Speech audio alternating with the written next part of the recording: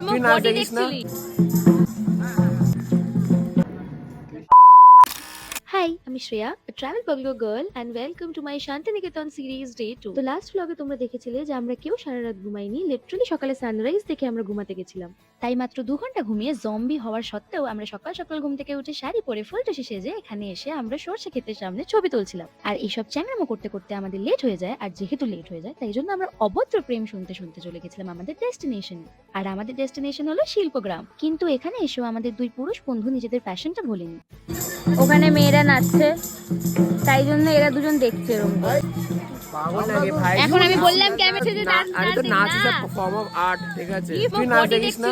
Dancing dance দেখিস না? Jersey Bangla দেখিস না?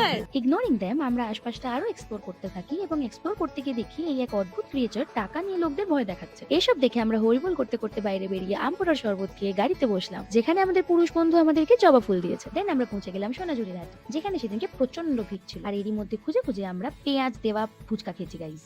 And then we did the mandatory tribal dance in সোনাঝুরি। সোনাঝুরি থেকে বেরিয়ে খাবারের সন্ধানে কিছু না পেয়ে শেষমেশ পিৎজা খেয়েছিলাম, আর একে আমাদের ডেফিনেটলি বয়কট করা উচিত। দেন আমরা হোটেলে ব্যাক করে আবার সারা রাত জাগলাম। সারা রাত জেগে আমরা সকালে সানরাইজ দেখলাম, কারণ এরা সবাই 12টা-1টায় ঘুম থেকে উঠে জীবনে সানরাইজ দেখেনি।